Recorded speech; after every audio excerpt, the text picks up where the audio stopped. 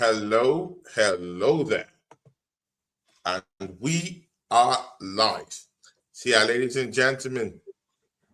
You're welcome to another episode of the Dal N Claude show, people. It is what it is. We're here. We're here.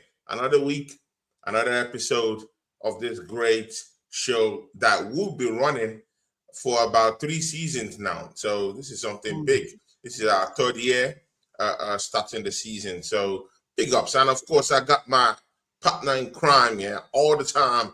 No other person than Oregon, the Dal Gooner. Bro, talk to the people. How you doing, mate? I'm doing great, Tony. Good to see you again, buddy. Thanks for the invite today. Much appreciated. Yeah, I know we got a lot to get into. The transfer window has been Uh-huh. kind of a shit show for us. And of course, we dropped a game to Betis, which was disgusting.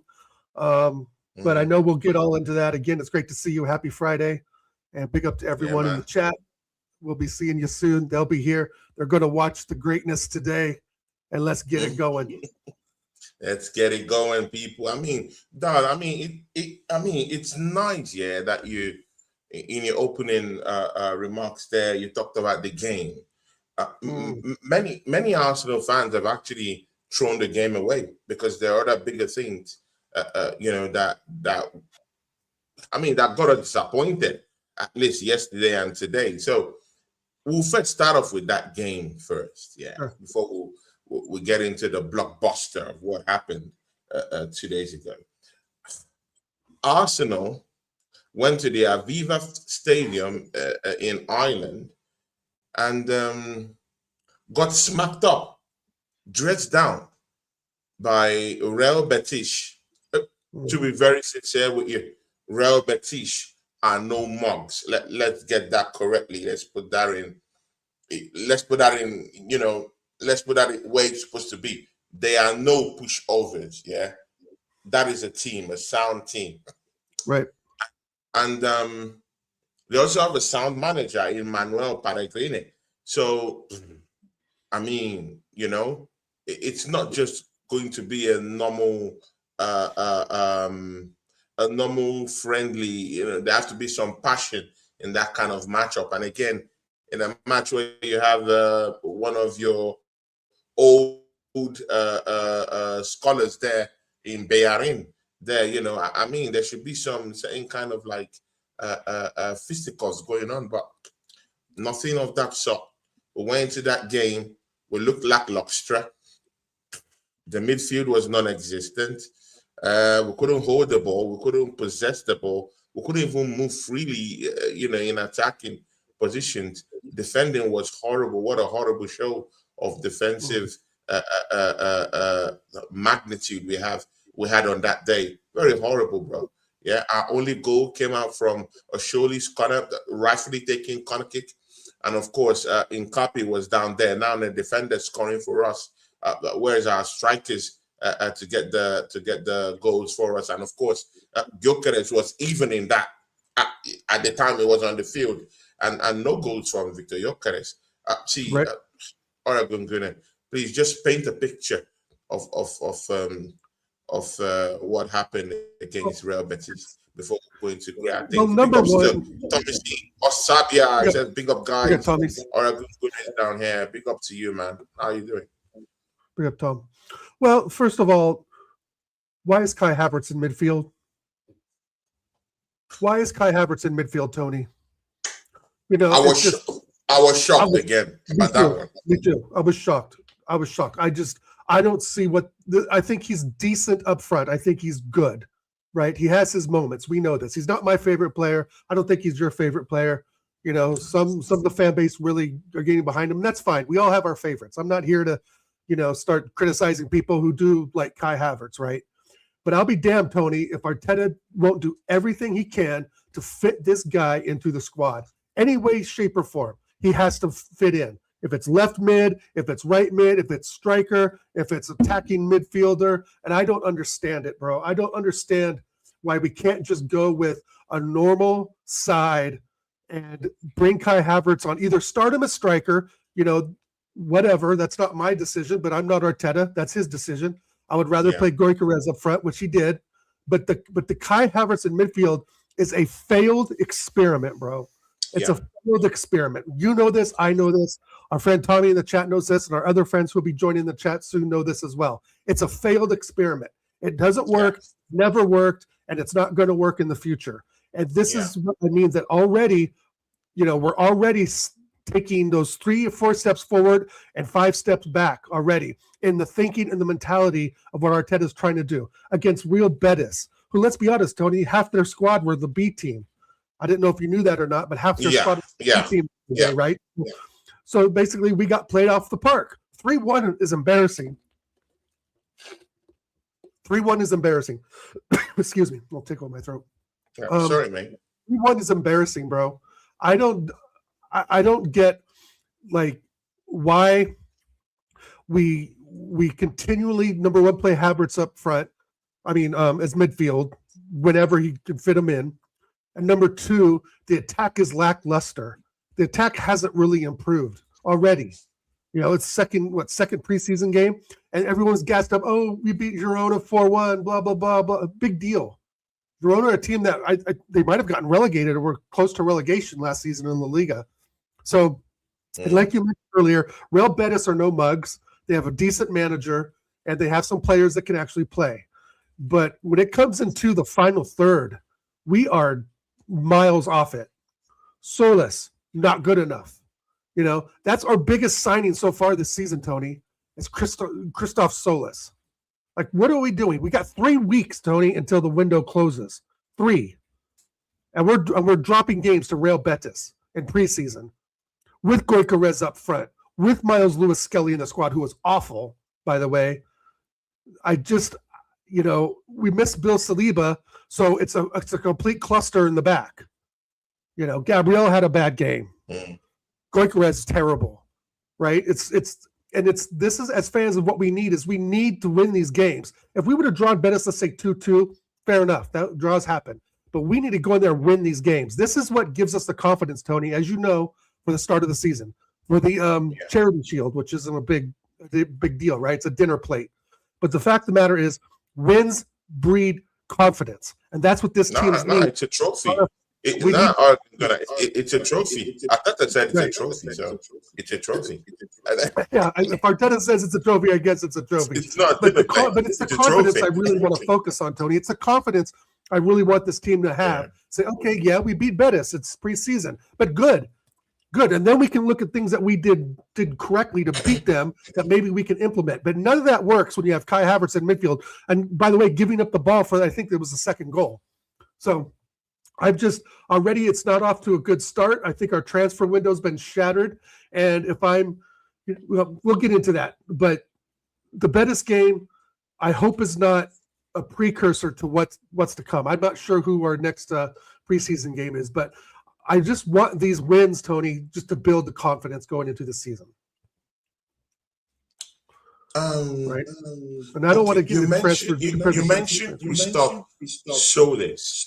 You mentioned Christoph Solis in that in your statement. Yeah. Are we judging that kid? Are we judging him too quickly? Or probably? I mean, this is competitively, this is his second game for the Arsenal. Right. In the first game, he had an assist. In the second one, he got that was his third. I think that was his third, right? In the first one, he got an assist. In the second one, he got a goal, and in this one, he got an assist. Oh, we played 3. That's right. So, are we judging him too quickly? Hasn't Probably. he impacted in any way a goal and 2 assists to a guy who just came into the football club? It doesn't show you any form of hey, I care. Hey, I'm trying to integrate into this team. Yeah, no, of course I'm judging him too quickly. Like I judge Kai Havertz too quickly. Like I judge I do that, right? A lot of us do that because we want to see we want to see greatness at first. Big up Inconsistentino. Inconsistentino, legend in the house. I just want us to get the wave of confidence going into the new season, right? And Solis, okay, he's done okay in preseason, but if everyone's saying like, oh, we've got a gem of a player for 40 mil, well, show it, and we do. You're right, in Con, we do have the right to judge players, and it is early, but that's fair enough. I want that again, that wave of confidence going into the new season. I just don't. I'm worried that this transfer window is really going to come back to bite us because it was so much hype around Vinny, right? And and to be more specific, this left wing position, right? We know Solis isn't enough. We know Martinelli it's probably the end of the line for Martinelli. You can flirt with the idea of putting Eze on the left, right? I think could be something there, but I want a solid left winger, just like you do, Tony. And I think Solis is a good addition, but I'm going to judge them. I just want to make sure that he's the right fit.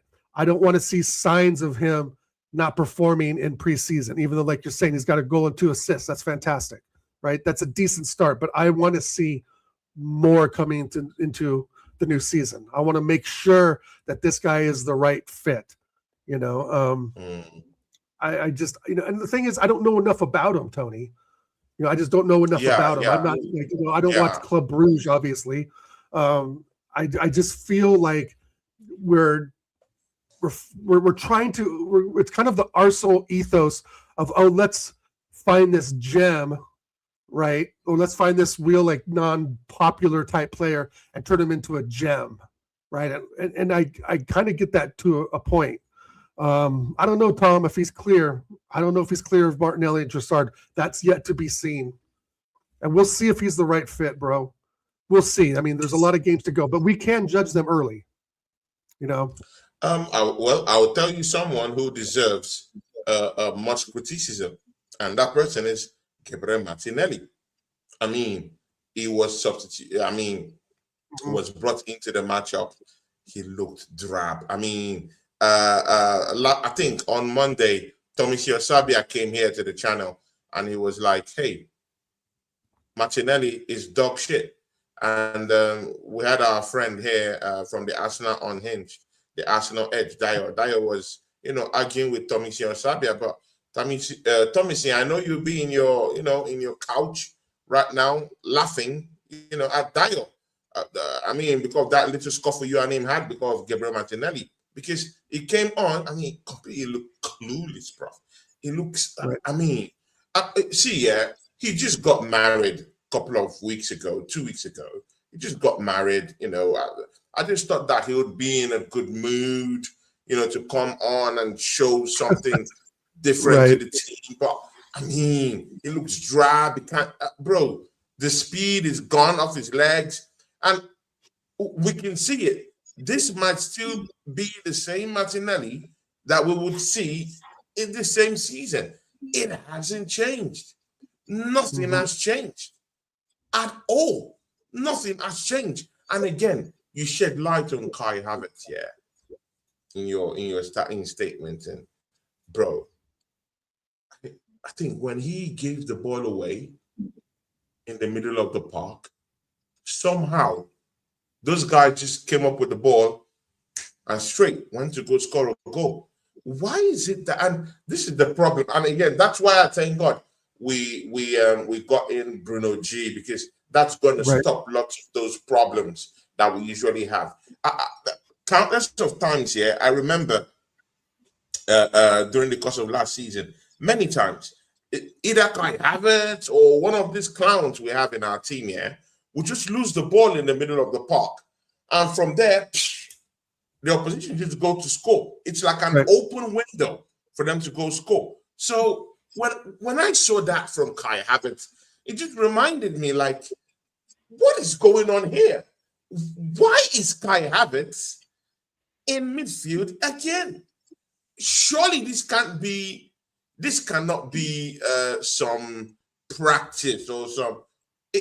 The manager has the mind and he sets his focus on trying to fashion a way of inserting Kai Havertz into his team. You can see it. It's not even saying, oh, okay, let's go on a 4-4-2 where Victor Gyökeres can be able to, roll around with Kai Havertz, in that forward line. Or, okay, good. Kai Havertz, you're good in playing that false line to drag players away from you. Okay, just play a little slightly behind Victor Gyökeres. After all, this is a friendly matchup. You can be able to test those, those lines, those barriers within your forward line, innit? We saw nothing like that. Instead, Kai Havertz is being tucked into the midfield. For what? And he literally cost that second goal. Literally dropped the ball, pass it to an opponent, tap, boom, they go score. So, I mean, we can sit here and say, hey, let's not be so crazy about this. It's only, a preseason matchup. But again, man, something in your mind just tells you deja vu all over again. Seeing Kai Havertz in midfield and seeing Martinelli come in and completely goofs it, does nothing. Right. Martinelli, I think you're 100% right. Martinelli, one of my favorite players in the squad the last few years, but not the last couple seasons. It's been worse. But, again, in his defense, he was our top scorer in Champions League last season, right? I think with 7 goals. So, I mean, if we can duplicate that with Solis or even more, it'll be fine. It'll be good. It won't be fine. It'll be good. I'm just really at a loss as to why we're fitting in Kai Havertz again. Like, what is this guy doing that's so dynamic in midfield? He has scored some important goals for us, obviously, but as a striker, Tony. And I just think like we have a plethora of players at midfield we could have played there, But I think you're right too. And Bruno Guimaraes stops some of the madness. I think it's an incredible signing, awesome signing. Yeah. I know that he's been linked with City and pretty much a lot of top clubs in Europe. I think that having Rice and Bruno as the two pivot men, if we even play the 4-2-3-1, that will help, enormously of getting the ball up the field.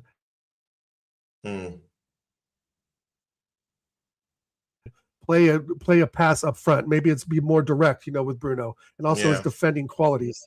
I don't think we'll see Kai Havertz in midfield much this season. I'll be really surprised. You think?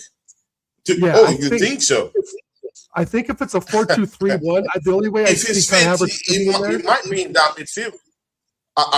Just showed you. He can play him. He can play him in the 10 in a 4-2-3-1 behind Gyökeres like he has before. Have, let's say, Solis on the left, Havertz and Saka, and then, Big Vic up front. That would be only way I think Kai Havertz would fit in, unless he's coming in as striker. He's not going to put him in as a pivot. There's no way. No way. Not especially after what we just saw. And again, it's what cost us the league when we lost the game to Villa a couple seasons ago. He puts Gabriel Jesus at striker and puts Kai Havertz at left mid. And what do? We end up losing the title. When Kai Havertz was actually pretty decent in that 2024 season.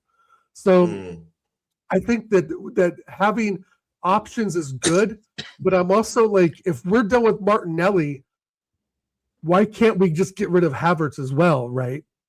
I just don't see what those two are really bringing anymore. Trossard, I don't think him and Arteta really ever got along or saw eye to eye on a lot of things. And he was used as a bit part player. Last season, I thought he was pretty decent. He scored an incredible goal against West Ham that basically won us the league. I think that with Bruno coming in, hopefully a left winger. I know we'll talk about this too. I know we're in talks with Alvarez and we're looking at Ndiaye, is how you say his name, from Everton, who I rate. I think he'd be a good addition. And the Alvarez thing, I don't. Does he start as a forward? Do we go to a 2-man strike force with Alvarez and Gyökeres? Big up, Assembled. Good to see you, buddy. I just don't understand. Why we think now, we couldn't get Vinny, so now we're just going to go get Alvarez. I just don't think it's going to work that way. I think Barcelona are still, after him. And I don't think we can compete with Barcelona in the transfer window, especially for bigger names.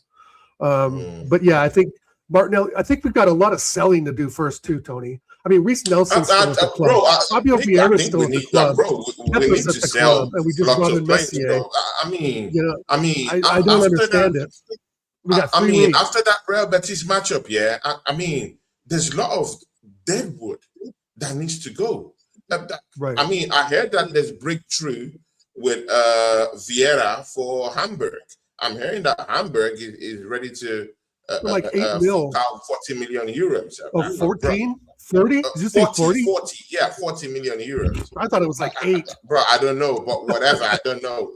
If they want to do anything there, be my guest, take him away. Yeah. Again, and this would be a deal that you're gonna be very, very happy about.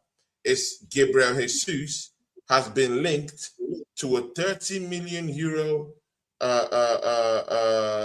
exit by Napoli, who just knocked on the door and talks has already begun. What can you say about that? Good. They could take Jesus all day long. That's 265,000 off the wage bill, right? You can split that up between 2 decent players at about 130 apiece. No, I think that we need to sell before we buy.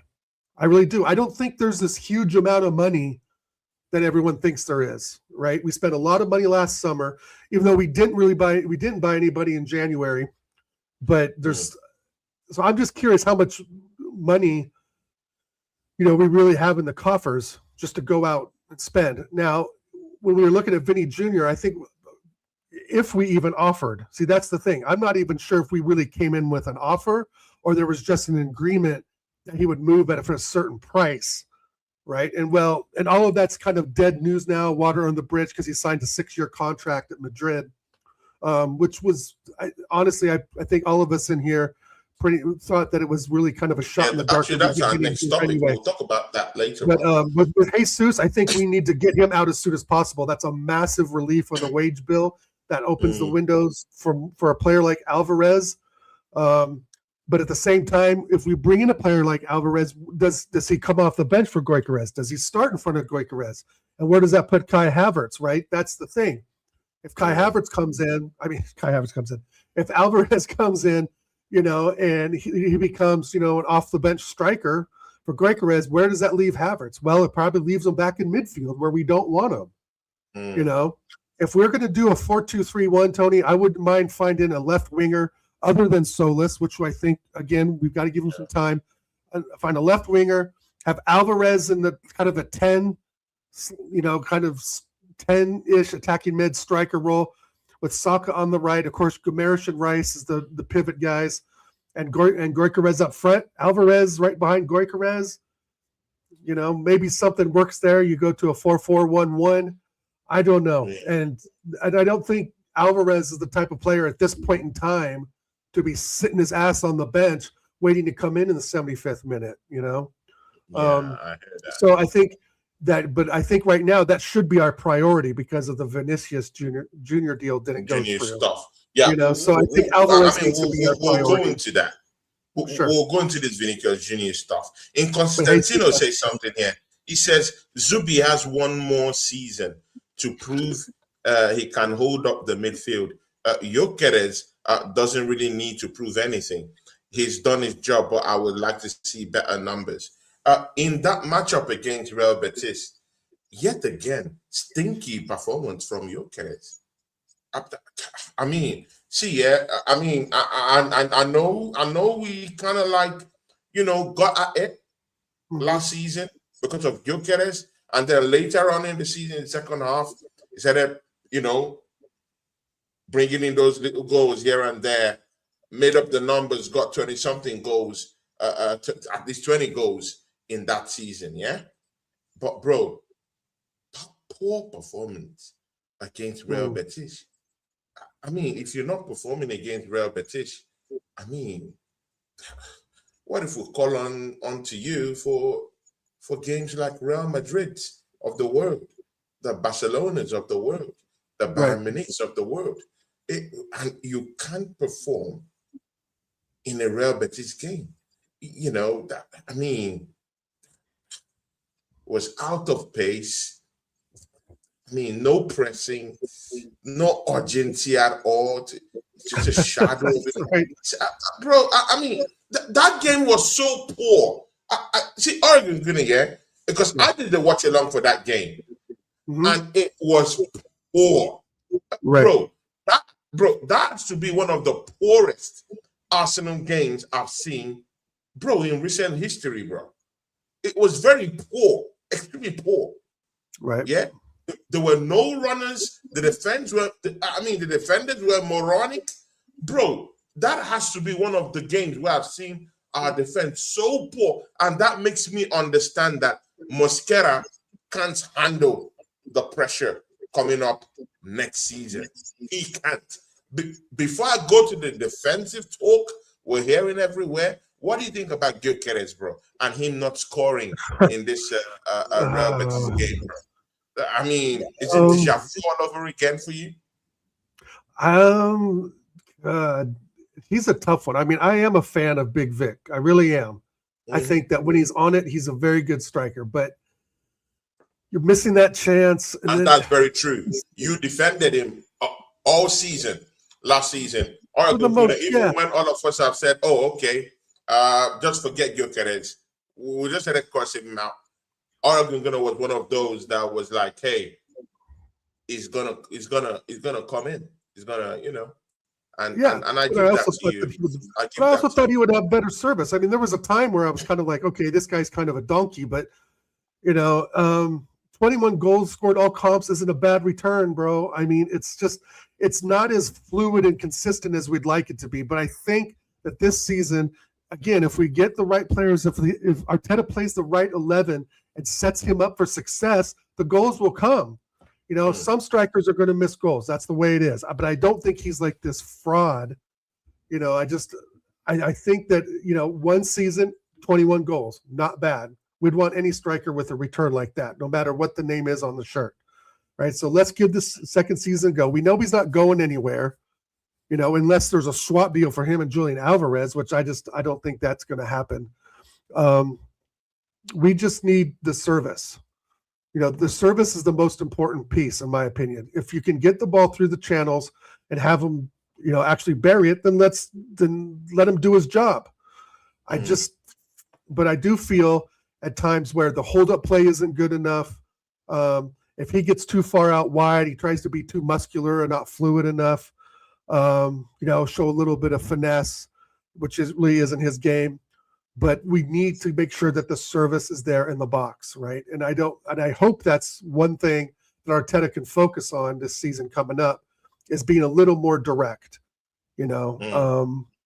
But I don't think that he's a wash yet, right?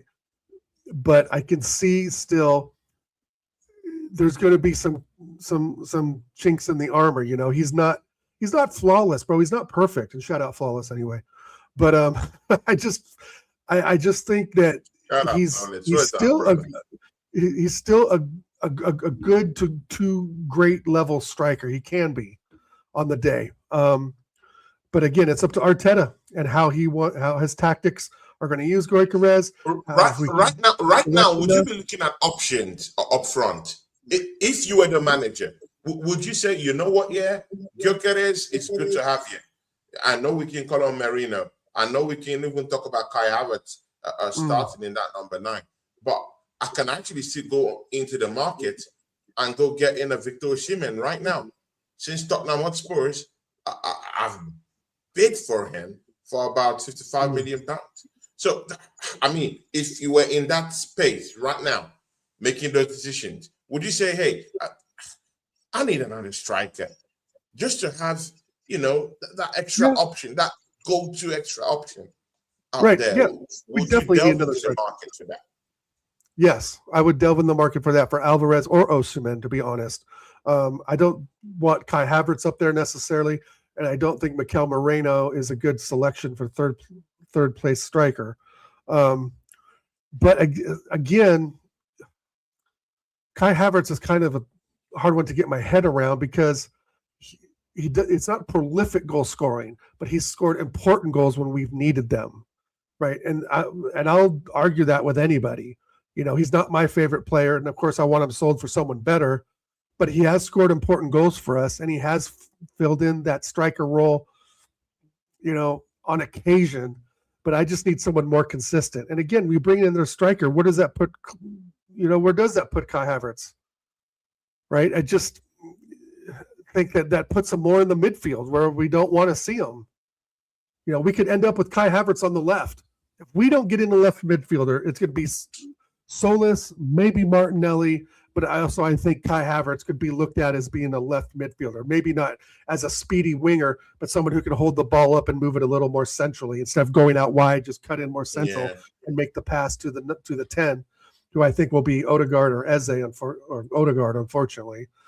Big up Drew Gunners. Big up Drew. I don't know, man. It's like you can get Osimhen in, but if the service doesn't change, what are we really doing? And that's the thing. And that's what we talked about on the show last season, Tony, before Gyökeres even came in, is like, no matter who we bring in, if Arteta doesn't change up some of the attacking tactics, it's not going to matter whose name is on the back of the shirt, because they're still not going to get the service. The ball's still going to go out wide, right, to Saka and be given to Saka to do Saka things. But, it's just, I don't know, man. It's like Assemble saying, Osimhen's a striker, he needs chances to score, and we're not creating chances. And that's what I mean. Whoever is up front, whatever the name on the shirt, if the chances aren't given, the service isn't there, it's not going to matter. Yeah. I mean, I completely agree. With you. But see, Oregon Guna, Mikel Arteta is concerned about our defense. So therefore, he is delved into the market, and there are big rumors about Arsenal going in for Tottenham Hotspur's defender and captain Romero. Bro, what do you have to say? I mean, we've not even touched Vinicius yet. We've just been talking about bad news. We've not even got into Vinicius Jr. Bro, bro, this is a calamity. Arsenal is in for Tottenham captain Romero.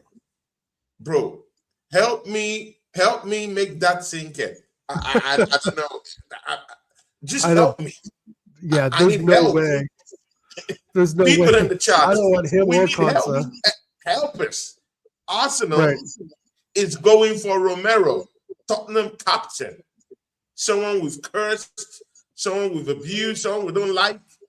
Don't want to bring him into this football club. He's a red card penalty machine waiting to happen, bro. I would rather bring in the Ramon guy from Como, to be honest. Pay a small fee, get someone in who's done well at Como, obviously, and actually, give the new guy a chance in a sense, because if Saliba is really only out for 2 or 3 months, as long as that is long time in football, but that's going to go by like that, bro. I mean, at the end of the day, the time's going to go by fast, and I'm like you. I don't trust Mascara. I think he's a decent signing for the money we spent, but I don't think that Mascara is this end-all of be-all of center backs or even right back. We've seen him, look like Bambi on ice as a right back, tripping over his own legs, right? Champions League final. I think there's a player there, but it's going to take more time to get him really up to speed to what we need, and to find that Saliba Gabriel level. It's going to take a long time for Mascara, and it'll take a long time for Ramon, the guy we're looking at from Como. But there's no way on God's green earth do I want. We're not looking at any Ramon. We're not looking at him. Well, I think there's no links for Arsenal to get him. I don't the want links is only on this Romero guy and on Konsa. We went in for Konsa. I released the news the other day. I don't want him either. We went for Konsa, but we went there with change, with little amount of money, and Aston Villa just took that down immediately. Immediately, they didn't even start any negotiations. Well, that's how we work, shut it down immediately. Players 60 million, we come in with 35. That's how it works, 30, Tony. 35. Players 50 million, we come in with 35, 40. We do this all the time. This is nothing new. Right? I mean, it's crazy, So right now, we're not being linked to amazing defenders. We're just being linked to all these bombs. Konsa, It's a little bit okay. But Romero, I'm sorry, that's a clown. No. I'm tired of having clowns and bombs in my team. I mean, and he's a red card the waiting whole to time happen. it's taking us to clear out the remaining bombs we have in our team, and suddenly we're looking at Romero. Play Solomon. We've got the reserve kid, Solomon. Play Solomon. We got the reserve kid, and that's why I get like the Ramon would be a okay signing, but we've got players in the academy like Solomon who can come in and just do a job against the bottom tier teams. I'm not saying play Solomon against City and Liverpool. That's not what I'm saying, right? Without Saliba, we're going to have to make some adjustments. Maybe Hincapié, there. But I would say even like Gabriel to get on the phone and call Bremer, the Brazilian center back from Juve. I don't know if he's there anymore. Maybe he's transferred. But Bremer, decent signing for another strong Brazilian center back. There's other players we can go after. But I'm like you. I want nothing to do with Christian Romero. I mean, this is not Saul Campbell, bro. Nothing. Yeah, this isn't Saul Campbell. I don't want to see him in our club. Yeah. He's a calamity waiting to happen. Oh, bro. He's terrible. I always thought he was a terrible player. I would rather have Mickey van der Ven than him, for sure. But he's already signed a new deal yesterday. But I don't want any Spurs players. Who's doing all these? I mean, I don't know who's making up this shit. Who's the one, as in planning these things, though? Romero's probably going to go to Inter Milan. How can we be hearing about this, bro? I mean, it's an eyesore. We shouldn't even be hearing this kind of statement. As in, we can't even. We ought not to be hearing this kind of rumors that Arsenal is being linked to a Tottenham player. Not even the best of the best will link to the worst of the worst in this team. Right? Why don't we have this? Why don't we have this charm here to be linked to the best players? I mean, I hear about the Vinicius Jr. Yeah, we'll get into that one. But why is it that on normal playing field ground, yeah, when we go for players, we go for the scrubs, for the bums, or the clowns in those teams? Right. Why Romero? Why Romero? This is why I get upset because now that we're Premier League champions, Champions League finalists, now is the time to strike like a viper, Tony. Now is the time to get the big names in. And if we were truly in for Vinny Jr., great. But there's other big names out there, and we should be closing these deals. City closing deals, Chelsea closing deals, right? That's the thing. We're struggling in the market. Man United are struggling in the market, but they've already made 2 midfield signings. I mean, Santos, Tielemans, right? We so far bought one of the best midfielders in the Prem. Fantastic. Let's do it again. Now's the time to strike, Tony. And this is where I get so upset at this fucking club. Sorry for my cursing, but I get so tired of this crap that we act like we're the little guys again. We act like we're the little guys, right? We are now the big guys. We've won the Prem trophy. Let's make something of that.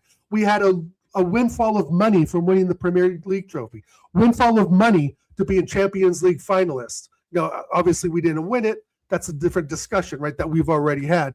But the fact is that now we're essentially on top, right? We're at a level right now, and we're starting out to be at a level that we need to prove that we deserve to be at this level and get the players in that we need. This is, bro, we've been talking about Alvarez for almost 6 to 7 months, Tony. 6 to 7 months. And you would have thinking this fucking deal would have been done as the second week or first week of the transfer window was open. But no, we dick around, and then the links to Vinny Jr. come, and all of our energy and attention is to this one player who we're like 40% chance of getting, right? And then, Jay-Z is an Arsenal fan, Tony, so we're going to get Vinny Jr. What the fuck does that have to do with anything? These stupid rumors. And I was kind of convinced. I was starting to fall for it. I was like, I was starting to fall for it. Yeah, it's like, okay. I mean, because you know why, Tony? Because we are on top of the moment. We're on top of the moment. I tweaked hard of Vinicius Jr. Our people, I'm not going to lie. I mean, I fell for the rumors. I tweaked for it. People, because, I mean, when you're in the conversation, to get presumably the best left-wing player, I mean, in the last decade, people, because people, I can't quantify, how much Vinicius Jr. is to the world of football. Yeah, at 18, he came down to Real Madrid, and look at what he did. So that monumental kind of player, I mean, you're being linked to that kind of player. Yeah, I mean, the only player that has been linked to Arsenal, and we got the player of that magnitude at this same particular scenario, was Mesut Ozil, and we got him in. But with this Vinicius Jr., we were sunk in and were dragged in badly. And I thought he used his Arsenal offer to blackmail Florentino Perez. Like you can see, I wrote it down here, Vinicius Jr. scams Arsenal. And I think that was a well-orchestrated scam. That was it. Bro, this has to be the biggest scam of 2026. Yeah? Because they've scammed the Arsenal fans. We thinking that we're going to get this kind of player. Yeah? Vinicius Jr. orchestrates this scam by showing Real Madrid, see, I have a contract. Yeah, they're gonna give me hold on, Tony. Hold on. That's not. I don't think he received a contract from Arsenal. That's the thing. I don't think we formally gave him a contract. I think we were still debating. Sure.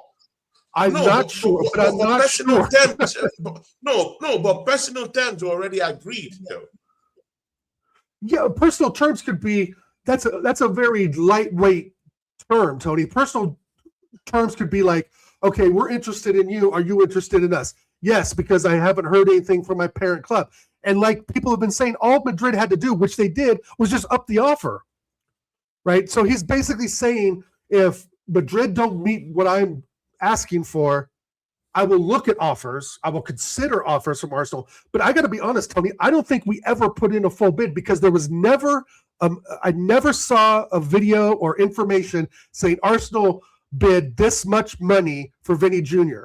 We heard rumors of 175, then I heard it was 150, I heard 125. I've heard all these different, nine-figure numbers, but there was nothing concrete to say it's this much per week.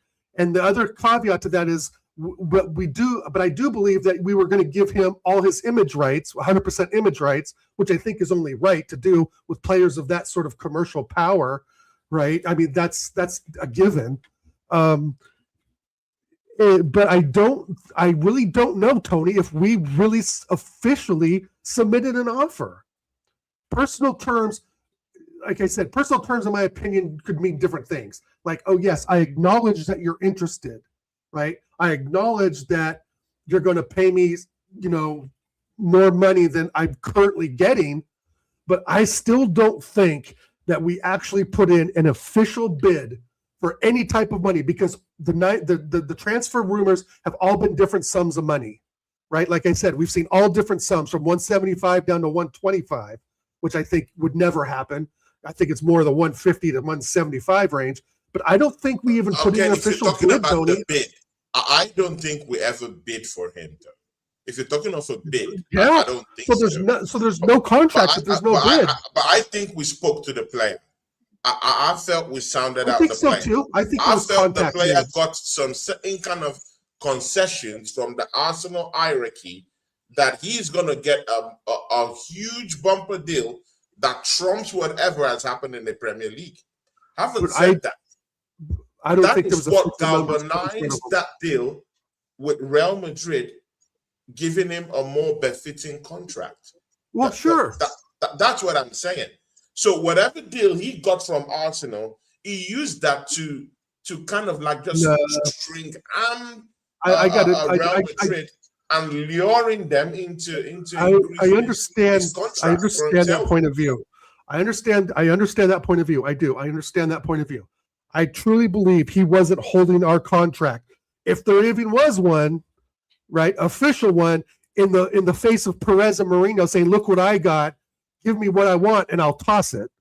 I don't think that's what happened, bro. I think that he's been. Are you sure? Then why would Real Madrid? Why would Real Madrid now go back even after Florentino Perez have Right. said, "Hey, we're not upping this offer." Then under a week or 3, 4, 5 days, he comes back and turns back the hand of time and says, "Oh, Vinny, we're sorry. Yeah, you can have your bumper contract." Bro, he showed them something concrete from Arsenal. That's the only reason why he got that deal done. I understand that, and that does make that makes logical sense. That does, but when you take some of the logic out of it, I think that what happened was we made contact, we agreed on the image rights first thing, right? That's saying yes, if you come to us, we will give you full image rights, right? Full image rights, and we're looking around this sum of money to pay you per week. And we know it's more than he was getting, right? And that's why I think there was personal terms agreed, like, okay, you're going to give me my image rights. You're going to pay me $480 or so, whatever the number is, $470, $450 a week, right? Okay, I'll agree to those numbers, but that doesn't mean he agrees to joining the club, bro, right? That just means that I agree to those numbers if I was to join the club, if an official bid comes in, if it gets bought off, and also if Real Madrid don't change their offer. If Real Madrid don't change their offer, I could be headed to North London. But Real Madrid said, "Wow, that's quite an offer from Arsenal. If we make some moves, now they lost out on Rodri, so they just saved themselves 50 mil, right? We can make this happen because they're going to have Vinny on the left, Mbappe up front, and Yan Diomande on the right." And Jose Mourinho said they didn't want him to go. And that's the thing. I mean, again, the logical thing is that he definitely used the Arsenal contract, if there ever was one, to use as power against Madrid. I just don't think that's true. I think Madrid, obviously, we're thinking, in the forefront and thinking like, okay, since Arsenal show interest, they're working behind the scenes to improve the contract already. I don't think it's just like, oh, that's okay, we approved this and it's done. I think the approval was still in the making because they knew that he wasn't going to accept that current offer anyway. And they admitted this months ago. That's why he hadn't signed. That's why he hasn't signed. It's not just like last week he decided he wasn't going to take the offer. He was working on an offer the whole time for the last 6 months. The contract, the first contract they had in front of him has been there for months, right? I mean, that I know for that we know, I think for sure, is that he's been aware of the contract from Madrid for a while. Arsenal come in, and he agrees personal terms, again, meaning image rights and roughly how much he'll be paid a week, right? And that's outside of the transfer fee, which within our contract, I think he was going to get a percentage of, right? So Madrid just kind of said, okay, we've had this offer for you for 6 months. Now let's go check out, let's go up our offer because Arsenal were actually serious. But I don't think there was a bona fide contract, Tony, that we actually put in front of him. I think he just agreed personal terms, again, based on the image rights and the estimate of what he'd be getting a week. Saying if Madrid don't up their offer, I will accept the Arsenal offer. Right. And I think and part of me thought he would too, because he has been at Madrid for 8 years. Right, since he was 18 years old, he's 26. Right, he has been at Madrid for 8 years, so maybe he would want to change. He is a Champions League winner, a La Liga winner with him, Copa del Rey winner with him. So maybe he would want to change the scenery. Maybe he would want to be in London. But at the end of the day, it's one of those things where I truly believe we did not put an official contract in front of him and his people. I think it was a bunch of conversations and a bunch of hearsay. And again, agreeing the personal terms, meaning, yeah, I'll agree to listen to what you have to say. And that's what I mean. Agreeing personal terms. What does that mean? I agree to talk to you. I agree to listen to what you have to say. I agree to look at some numbers on a spreadsheet. Like, what does that really mean, right? So I think that Real Madrid did, if you're a Madrid fan, they did the right thing. You know what I mean? In all essence, if it was us and we had Vinny Jr. for 8 years and he was being, talked up to Real Madrid, I mean, they would get him first place because Real Madrid basically get whoever they want. But I tend to think, Tony, that there was not a bona fide contract put in front of his face. I think it was like you go to buy a car, right? And you say, I'm going to put $2,000 down, and they say, okay, the car's going to be this much interest, and you got the little boxes. I don't know how they do it in Finland, but you got these different boxes you got to fill out, and You're haggling Yeah. with the salesman. I think there was interest there, but I don't think he was holding us for ransom. I just don't think that was it. I don't think he's like, oh, I got this deal, so I'm going to go push for this deal. I think that Madrid the whole time were prepared to up the levels of the contract and give him 80-90% of his image rights. I think I read he got, which is still a lot bigger than the 50% I think he was getting before. So yeah, I mean, I don't think we got snaked. I agree kind of with Mark saying as well. I don't know if we really wanted to spend the money on that. And that's why you heard so many different values from 175, and then it was 160 or then 155, and then you heard 125 or 130. And it's like, see, none of that was concrete. None of that was solidified as an actual real bid. So I think Mark has a point too, that we don't spend that kind of money and break our wage structure, right? We just gave Saka $300,000 a week. I just don't see us paying 750,000 pounds, a week on two players. Like Arsenal just doesn't do that. But it was fun for the week it lasted. 130 million euros. You know what? Yeah, Oregon Guinea. Yeah, you know what? Which is roughly what 155. It's not even about. It's not even about losing out. It's not even about losing out. Right. Shout out to Drew Gunners. He gave us 200 draws. Big ups to you, man. God bless you, man. These draws, they help. Big ups to you, man. God bless you. It's not even only about losing out in this Vinicius Jr. stuff that's been dragged out all of this month. Yeah, it's about we've lost out on him. Is there any other player that we could bounce back to? Yeah, that is either at par with Vinicius Jr. or even slightly below him. And when I mean slightly below him. Yeah. Right. Is there any player who would go now and say, you know what, Arsenal fans, we're sorry about what happened. Yeah. Vinicius Jr. had to resign with Real Madrid. But you know what? Yeah, we're going for this person. And that person they're going for is going to appease this nonsense that has gone on with Vinicius Jr. Who would that person be? Well, like Mark's saying here, our friend Mark, Kvaratskhelia, but that's not going to happen. That's not going to happen. There's been no links to us to him. He hasn't been, oh, this is Arsenal. I think the only player, even outside of Kvaratskhelia, I think that we would go for Julian Alvarez, but I don't see him playing on the left wing. And that's where I'm like, well, maybe it's Solis, Alvarez, Saka, and the attacking three mids. Maybe a 4-4-1-1 with Alvarez behind Gyökeres, and that's part of or does Alvarez come off the bench? In the 65th, 70th minute when that tank of Victor Gyökeres runs out of fuel. I don't know. I'm trying to. Jeremy Doku's inconsistent. City aren't going to sell him anyway. Neto looks like he may be going to City, and I don't think he's the player he once was. Barley Barcola maybe, but I still think that he's kind of the French Medwecki. I don't see the real. I don't know, man. I don't know, man. There's just. I mean, we can't even call a name. The winger market isn't that good this season.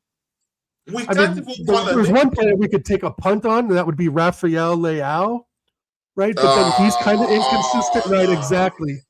Oh no! Well, no, I mean, hey, I'm just saying that it's. He's international. Was okay at Milan. Was offered up to Leeds. I mean, I know, and I don't think the market's really tight right now for I think it's specifically left wingers. Probably, I think PSG are picking up a guy named Goats. I can't think of his name. Mark, I don't know if you know it, but put it in the chat. Some guy I think from Ajax, PSG's getting, and I heard he's kind of a baller. So that means Barkley's probably going to go to Liverpool if he goes at all. But yeah, I mean, I just don't think it's the greatest market. And this is where I start to think okay, well, who do we look at? We look at Eze on the left. right? He's played there before. He doesn't have to have his heels on the touchline. He can move the ball centrally, and kind of come in as that other attacking mid in the middle. That we've seen AJ play there.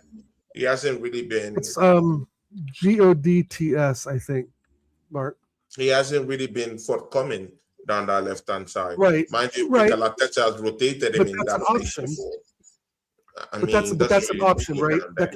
That's always an option, right? And that's the thing, is that to be honest, I really thought the Morgan Rogers deal was done, and then Chelsea pulled the wool over our eyes. But I'm glad we didn't spend 117 mil. However, I don't think there's really any wingers out there besides Kvaratskhelia that is that level. And again, Tony, from what we've achieved last season, winning the league, getting to a Champions League final, now's the time to be a fucking Viper, bruv.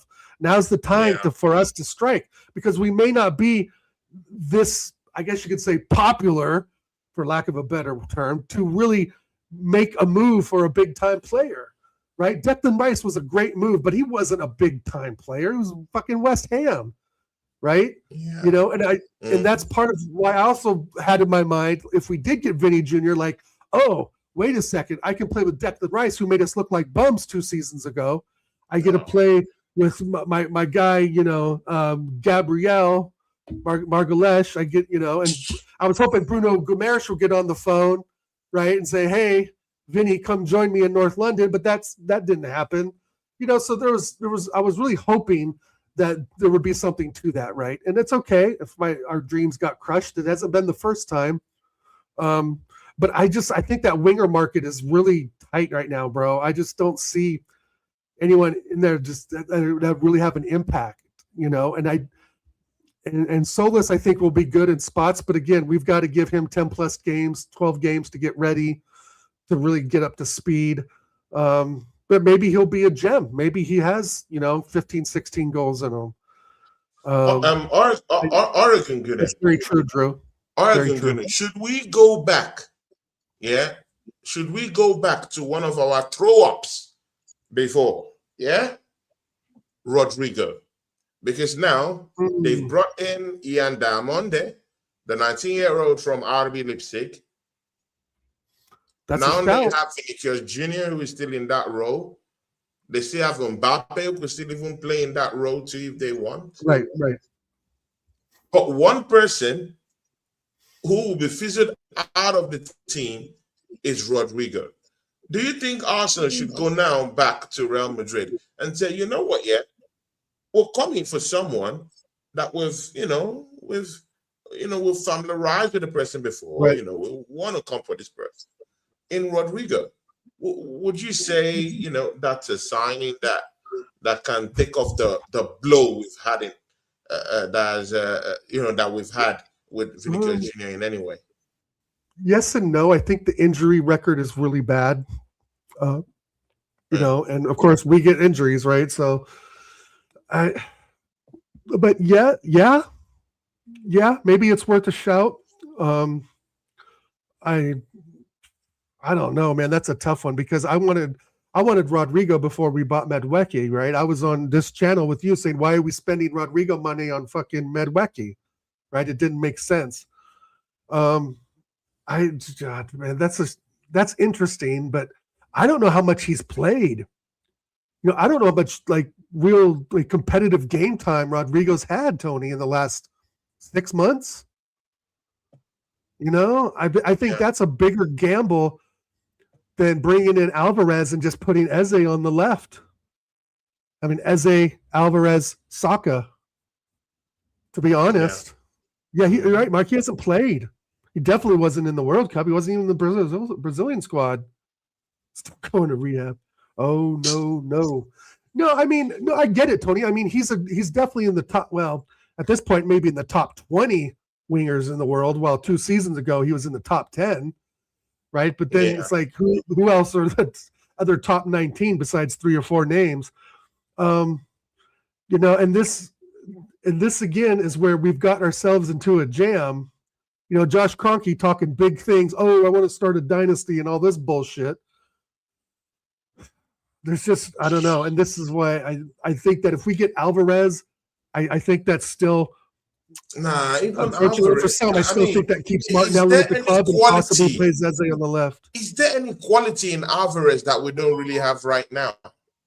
Because Alvarez I'm scored not only so how many sure. goals last season? About 5 goals. That's That's too it? poor. Yeah, that's too Really? poor. So even that Alvarez guy, yeah, if he comes in, he helps the team, but I don't think he's all of that. I mean, he's Right. not gonna tremendously change the team. Let's be very frank about that, bro. He scored only 5 goals, and mind you, in his heydays when he was in City, I mean, he played under Haaland anyway, but he only scored 17. So Right. he's not known as a prolific goal scorer. This is the thing. Right.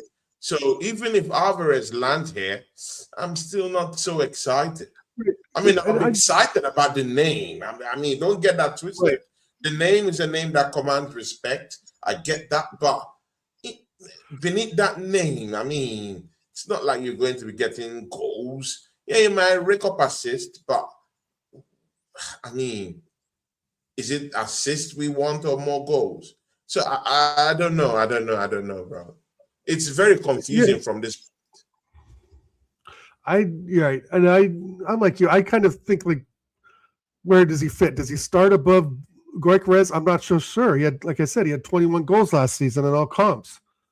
You know, Big up Smart. Big up Smart. Yeah, I think Alvarez is better in some. It improves the forward line, facts, Bart. Yeah. But to be honest, it doesn't really excite me either. I think he's good. He's good, but I just don't see how he fits in, to be honest, without Arteta changing the formation, without Arteta changing the way he plays football a bit. And we know he's not going to change because he's going to look at last season and say, oh, that worked, so I'm going to continue to do that again, right? It's like, so in his mind, why would I change something that I know just worked last season, even though we did have a lot of own goals and set pieces, whatever, we still won the trophy, right? So I think he would have to really change the formation. Again, 4-4-1-1 with Alvarez behind Goikarez, I'm for it all day long. But in a 4-2-3-1, I don't think an Alvarez will work in our team, bro. I don't think it will work in our team. But what about Bacola?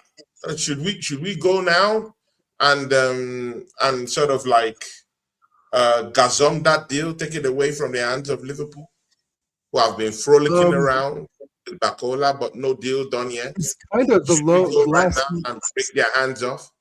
He's kind of the last guy on the list, isn't he? Yeah. Right. And so I would be willing to take a punt on Barcola, even though I don't really rate him that much. However, even Assemble doesn't rate him. You still got to see him, right? You still got to see him in a red and white shirt. You got to see what at least they can do.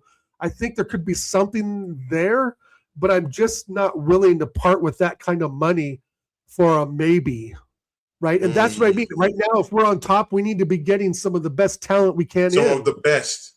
Yeah, I don't want to go again and be like Arsenal that just goes in for this player, hoping that something works, right? I mean, we're kind of doing that with Solis in a way, but he also had a very good run for Bruges in the Champions League. I mean, so there's evidence of that. But Barcola is kind of too hit or miss. I mean, he fluffed the lines against us. You know, he failed to score against us in the Champions League final when it was 1-on-1 with the keeper. You know, I think Barcola would be. I don't know, man. I think it would be taking a big leap of faith in buying Barcola. And, you know, to go back to the show that you and I did a couple of weeks ago with Ola, at this point, with Marcus Rashford, you know, would you take Marcus Rashford at this point? Because there's no real other names for the left wing position that has, you know, at least the Prem experience. Right? I mean, it's the market's just dry for left wingers right now. And Yeah. Rodrigo doesn't want Arsenal. He's like, hey, if he comes Yeah, for the wages Rodrigo and didn't performs want a Arsenal. symbol, He's only come for I would wages. take it. As long But as he again, would performs, we we can really pay care him. if he comes for wages, though? If he No. can do the job? My problem is, I don't see the assembled and everyone in the chat here. I don't really care if anyone wants to come for the wages. That's not my problem. What I want to know is, are they the caliber of players that can actually get something done in that left Right. wing? Right. That's what I'm looking at. I mean, I don't care. I mean, you can take wages, no problem. Let your wages be big, let it be huge, no problem. But are you at par with what we wanted to get there in terms of Vinicius Jr.? Are you at par there or slightly below? No. Yeah. He wouldn't even get it. I I don't think know. Rodrigo's What about 180 grand player Musiala? a What week. about Musiala? Musiala. I mean, Yeah, but he's not really a winger, though, is he had a horrible World Cup, innit? Yeah, and he's not really a winger. I mean, I think to bring in Musiala, you have to get rid of Odegaard, and there's been no links to Odegaard leaving. You know, there's a player I would kind of look at, but he doesn't play on the left and for AC Milan, and that's Salamakers. I don't know if you're familiar with him, but he's not bad. But again, all these bumps. No, he's not really a bum. This is how bad the market is. No, I know, really, but I know, and that's my point. How bad the market is. Me and Oregon are going to spend nearly up to 10 minutes actually trying to just pinpoint who's going to come after we've missed out on Vinicius Jr. It's really a very hard market, bro. Yeah, really a very hard market. And at this point, I don't know. But I'll prefer we use our own player than go bring in a bum. I would rather bring Eden Hazard in from retirement. Right? I don't know, man. I mean, it's confusing. Maybe Mark can give us a deal on Anthony if he's even still there. We can put him on the left. There is another player I would look at as well that I got criticized for because he plays on the right, he can't play on the left, which is bullshit. Is Ryan from Bournemouth, their right winger that they brought in for Semenyo. He's still kind of young, high energy Brazilian, had a decent World Cup. Had some playing time. I don't think Brazil did all that great. Had a good chunk of playing time in the World Cup. He's a player I would again take a punt on, but we're at the level now, Tony, where we've just won the Prem, CL finalists. I don't want to just settle, and this is why the Vinny Jr. thing kind of would have worked, right? Because we're at the top now, and that he's been 8 years in Madrid, and he may want a change of environment. He will be getting more money. He's not getting more money, but I just, it kind of falls apart. I'm trying to even go through my head and like Serie A. Is there anyone at Inter Milan I really want? Not really. Besides Carlo Martinez, I'd take him. Inter Milan, not really. Bro, I don't need all those players, bro. I need killers, and those killers are not there. No poll does that. The killers are not there. Let's be frank. Even in the Premier League, who is the left winger I want to talk about? Who? Jeremy Doku is a purple patch player. Morgan Rogers would have been okay. Morgan Rogers, I thought, would have been a good fit for us. I would have spent up to $80 million. I would have maxed out at $80 million for Morgan Rogers because the market's crazy anyway, and you're going to pay that. He's not 100. Now we're back regretting why we did not, push for that Morgan signing. Now, I mean, that ain't gonna happen for that one now. Yeah. And even this Bruno Guimaraes signing won't even take that pain away now. Right. Because we'll be left with only Solis and Martinelli to stink up the place yet again this season. I mean, this is horrible, man. It's horrible. I mean, I'm pained. Mostly with what Vinny did to us. I know you thought that Real Madrid got it figured out. I'm more pained I thought he scammed us. I thought he scammed us. I really think we're really scammed by Vinicius Jr. And the pain runs deep because right now we're left with no options. And the thing with Arsenal, when we're going for a player and making this public, yeah, it's only that player in our heads. We forget everything about backups. That's the history of how we do our deals. Just watch right now. We'll be scampering around everywhere looking for signings. Right. Now we're in panic mode. And this is what I didn't want to do. Right. This is where I didn't want, because when you go for someone like Vinicius Jr., your second and third place choices don't even compare.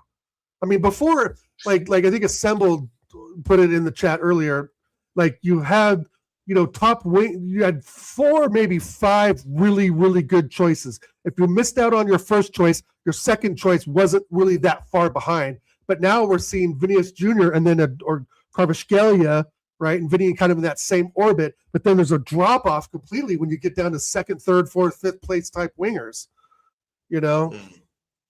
I feel like it's kind of like this what the striker situation was a couple of years ago. There was dried up of players that could really do something. Could really do something, isn't it? And I feel like that second place winger. Again, we're on top, but we're bringing in third-rate talent.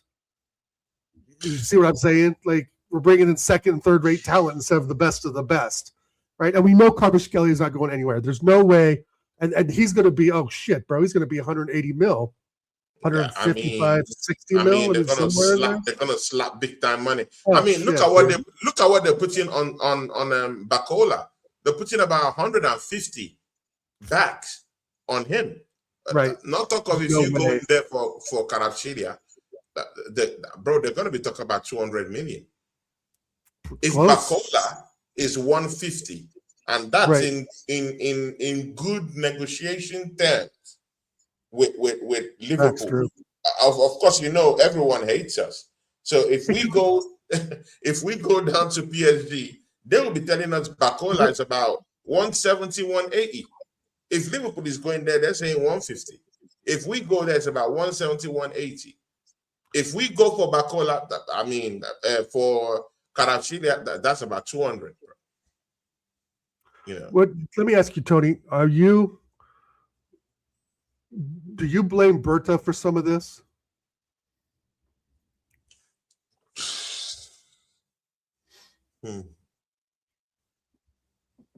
We had the whole month of July.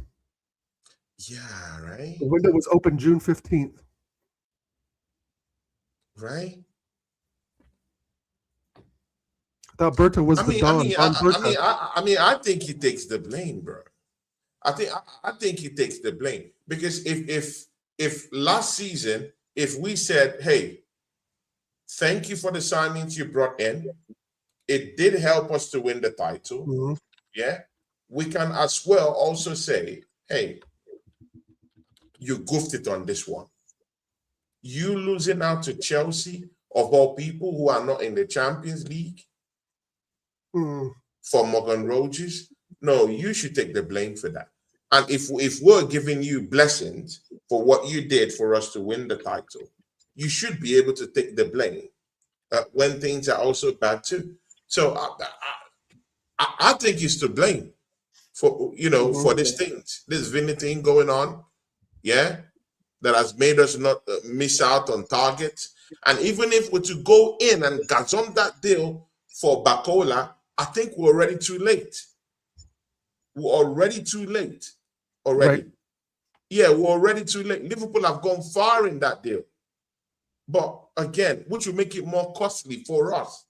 So again, I don't know. I think he takes the blame on this. I think so too. I think there's some blame to this, and I'm not blaming him necessarily for the Vinny Jr. deal. We know that's a very complicated deal to get over the line, right? There's a lot of mechanisms that have to go our way for that to happen, right? So I'm not blaming for that. But what I am blaming for is, okay, Vinny Jr. says no, then you should be right on the tail of someone else, either if it's Alvarez or Cola, Antonio Nusa, right? But I think there's this whole approval process, and that's why it was such big deal for us to get the news that, the Vinny Jr.'s approved at all levels. Like it takes all levels of Arsenal. It takes all levels, yeah, exactly. Yeah. Right, ownership, etc., to get this big deal done instead of Berta going and say, we can make a play for Vinny Jr. and people just backing Berta to go do it. right? It's this whole process of bullshit that we have to go through to get a top world-class player in. So does it mean we can get that done like opened that? a can of worms what are now. We doing? Oregon, you've opened a can of worms now. So now do we now have to agree that Andre Berta is not in charge fully for signings that come into Arsenal football clubs and even outgoings per se? Say again? With what you've just said now, mostly that approval at all levels, which shows that it's not just on the desk of Andre Berta to approve deals. Do you now agree that Andre Berta is more like a figurehead in this thing rather than the man? There's some other people at some other levels that are pulling the strings in the transfer window, other than Berta having the freedom and the license to go into these places and get signings done. Yeah, I think there's a part of cat and mouse where Berta and Arteta together, I think, identify a player. Then they got to go to the board. Then it's got to go to like ownership. The ownership goes back to like the board, right? And then they go back to Berta, and then they say, well, we agree this, so here's the money. And of course, if a player's 80 million, we come in with 50 million. So Berta's got to play that fucking game of lowballing the other team or the other ownership to say, okay, well, we want him 80, you come in with 50. No, we're not going to do that. And then that's the headline. And then we come back in, just like the whole Bruno Gomes thing. They said they wanted 80 plus million the whole time. And we're getting 55, 60 million, 65, 70 million. Like, what are we doing? And this is the same shit. And I disagree with you, Mark, on your comment. The owners are willing to write the big checks for the right big player. The money is not an issue. The money is not an issue. It's that we have to sell as well, right? Because there's financial play rules involved in this. We have to sell. We have to get Gabriel Jesus off the books because he's 265,000 fucking pounds a week. Like, we have to clear out some of this deadwood. Fabio Vieira, like we said earlier, Fabio Vieira is still here. Fucking Reece Nelson is still here.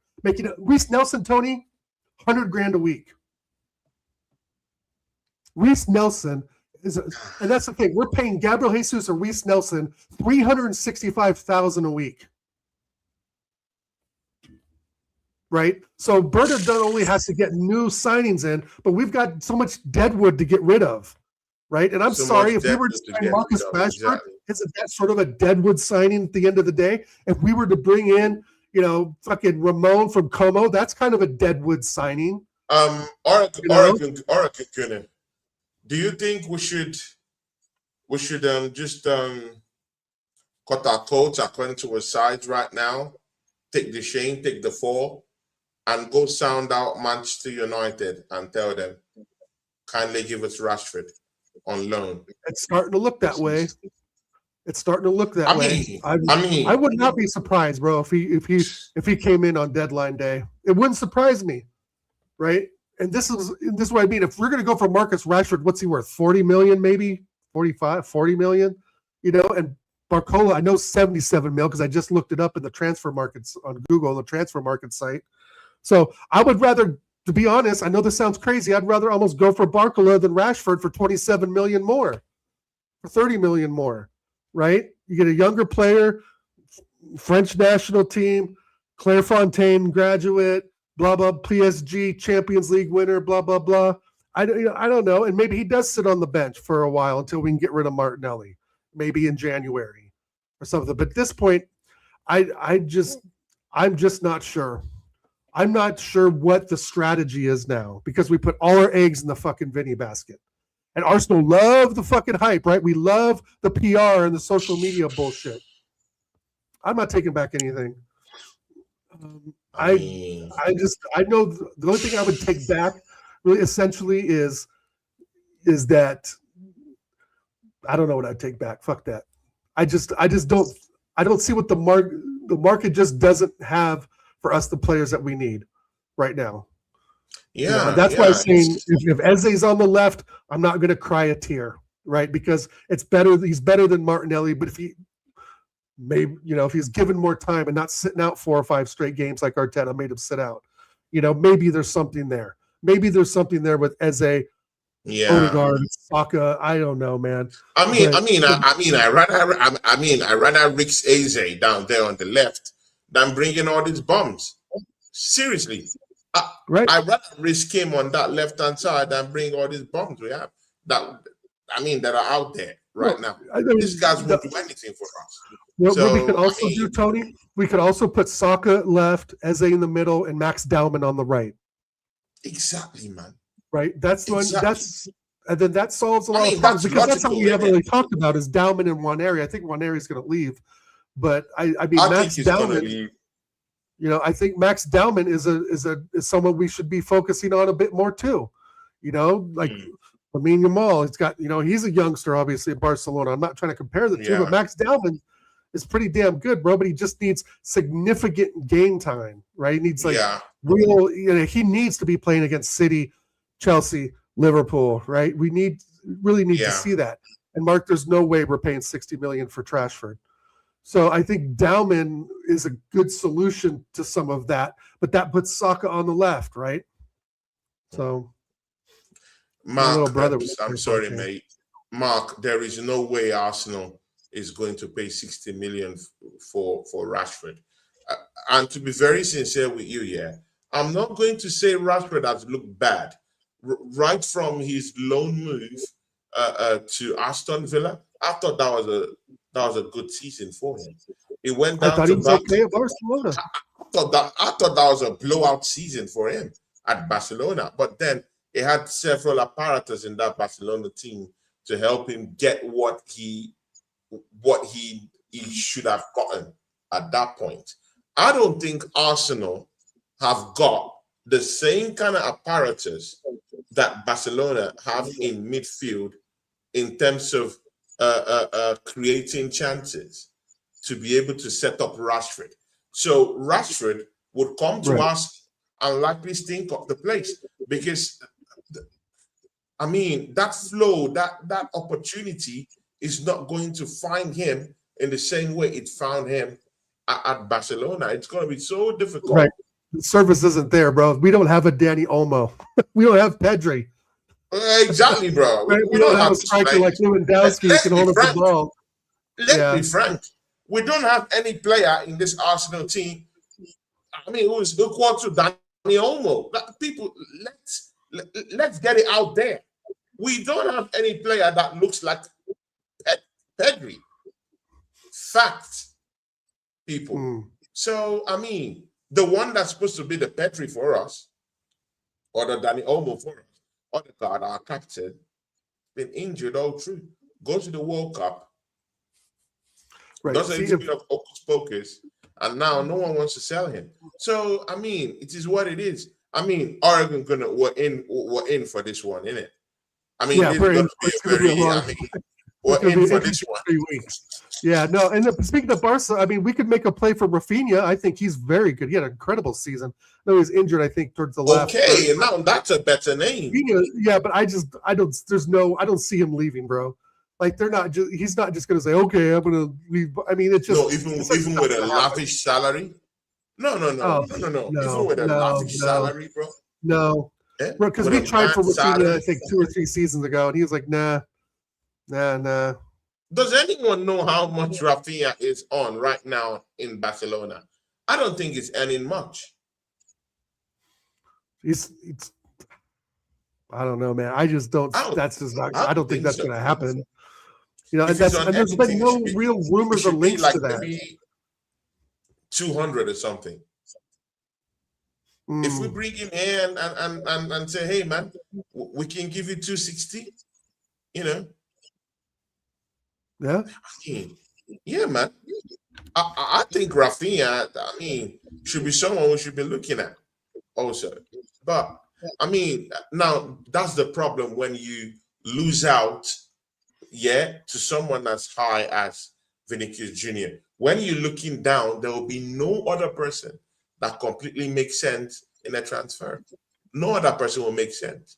But again, it is what it is. It is what it is, bro. What about Ndiaye from Everton? Yes. Now there's a player I would actually get him in. I think they want what 60 mil for him or so. Yes, we didn't talk about him. I would take a punt on him for sure. Very very good player, and I hate that phrase. It was prem proven, right? But there's some weight to that. I think that we've already done some business with Everton with Norgard. I think and from what I read today, Ndiaye has turned down an Everton contract. So and wants Champions League football. So I think that is a very good signing.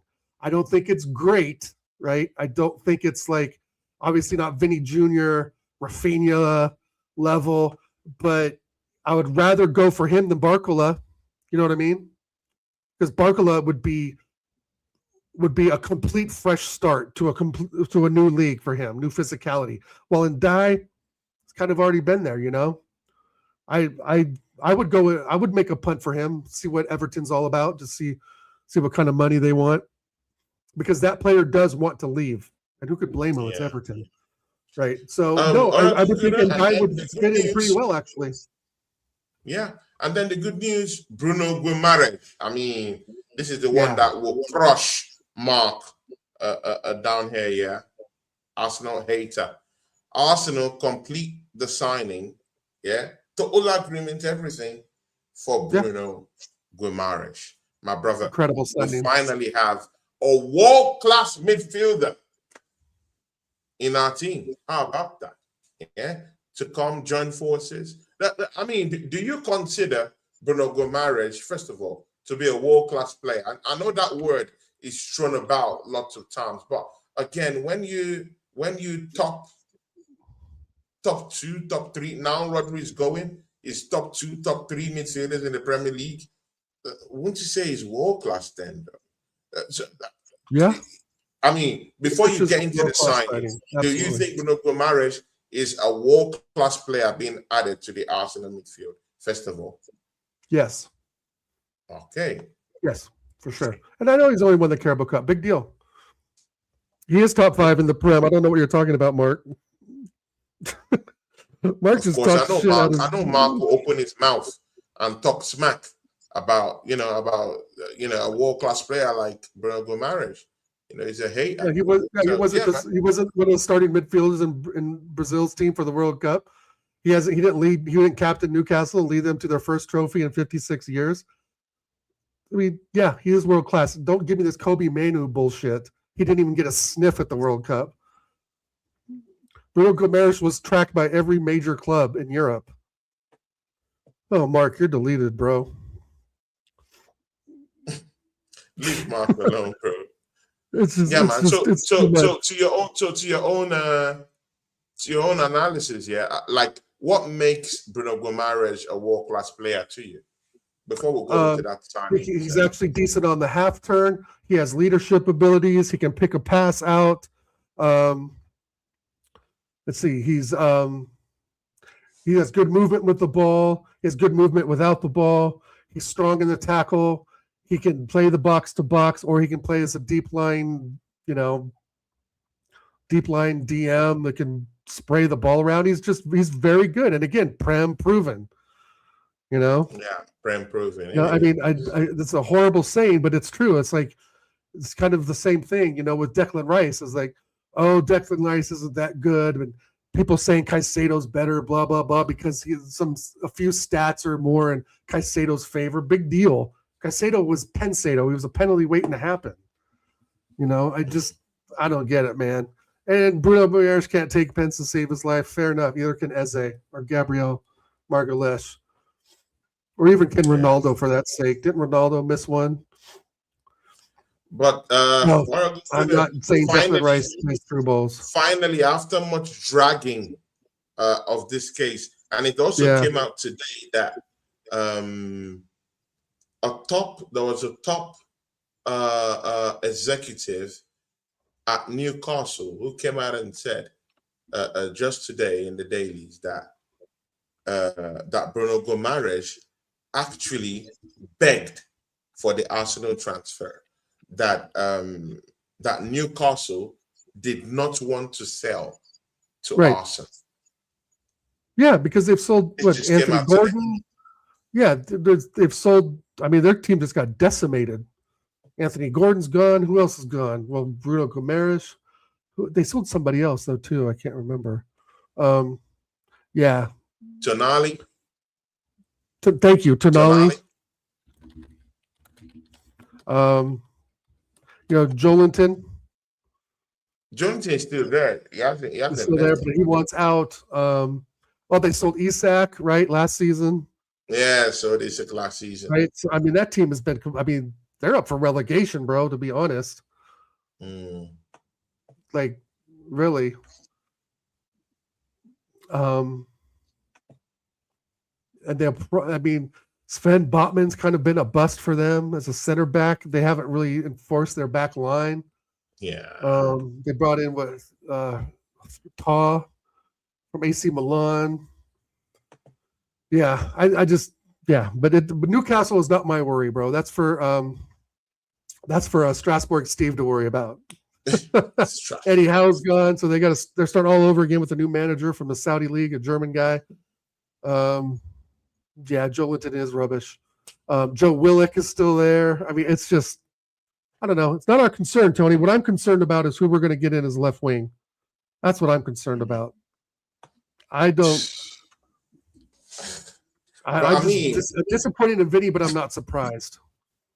But I mean, we getting Bruno Guimaraes, does that change anything for us? Does that change anything for us? Yeah, it gives us more options in midfield. And even if there's some games that, I still think Bruno and Rice will be the two in the pivot.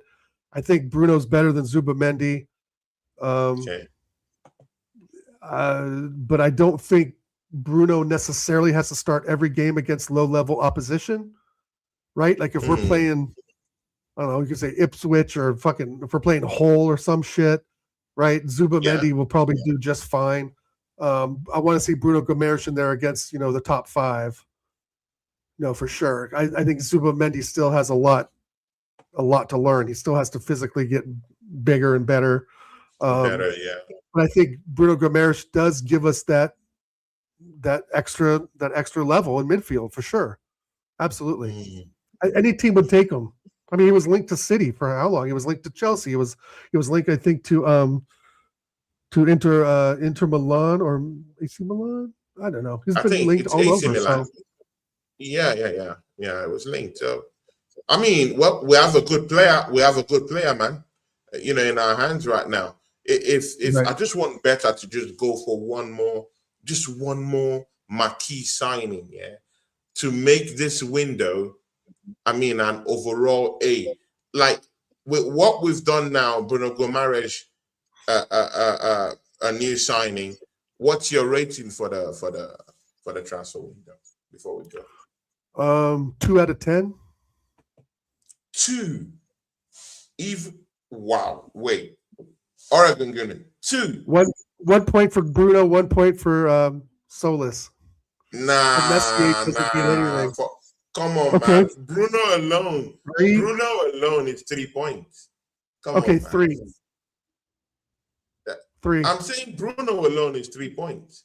Chisol is 1 point because he has. I mean, we've seen what he can do, and we think he can do more. So we say 1 point. Yeah, I don't know about Miss Liner, the goalkeeper was signed from Leeds. Right. I mean, he came on in the second half of that game against Real Betis, and he pretty much showed, some signs. Probably better than Kepa. Yeah, better than Kepa. So, I mean, I'm not just going to knock that off. What I count is when you come to Arsenal, what do you do? So I'm not going to count that. There's no points for him. But, I mean, Bruno Gomares should come out by 3 points and Solis 1 point. So I'm looking at the window as 4 over 10. You're looking at it still for 10? 4 over 10. 4 I think it's like 4, 10 out of 10. Okay, 4. Okay, I'll go 3. You go 4. Yeah, because So I think that Bruno Guimaraes signing, it's a statement signing, and to be very sincere, we need that kind of signing because there were many times, yeah, we were number one, we were very confused about Declan Rice's role in this team. Yeah, now we have someone who could play in his role, and we do know he's a more better 8 than Declan Rice, and that's Bruno Gomares. I think he's a better 8 than Declan Rice. I mean, people can have their own opinions. I hear it, but that's my own opinion. Is that kind of guy you can have in your defensive midfield as that shield, as that foil, as that cover, no problem. But he also does lots of stuff offensively that is uncharted territory among midfielders you can find these days. I mean, he's always looking on going forward. He's not looking on sideways passes. He's not looking on any of that. I mean, he could take corner kicks. I've seen one of his corner kicks go straight into the goal. He's that kind of guy. He helped. I mean, in every attack I've seen with Newcastle, he has a hand in it. Yeah. He has a hand in it. He always has a hand in it. So if you have a midfielder like that, yeah, who also is in the shout, is also in the shout in not just creating, but also scoring goals himself. I mean, you can look at his goals. He scores mostly outside the 18-yard box, screamers, lots of them like that. He could just hear the shot. And again, one thing we always need in this our team is someone who could actually take effective shots from outside the 18-yard box. I'm also very tired of walking the ball into the final third and no one, I mean, Kai Havertz or Gyökeres could just, lose that chance. When we have someone like maybe Eze who could whip a shot from outside the 18-yard box, Bruno Guimaraes is also that kind of guy that could also whip those kind of, shots from outside the 18-yard box. It brings that balance to our midfield. All those kind of like mistakes where people like Kai Havertz, well, we've used them in midfield or when they drop back a little bit, lose the ball in midfield and then they go and score. No, Guimaraes would be that guy that would stop all those nonsense. So, I mean, it is what it is, I think he helps us offensively. I think it's a more structurally, I think it's a more, if I say these people will bite my head off, but I think he's a more technically gifted player than Declan Rice.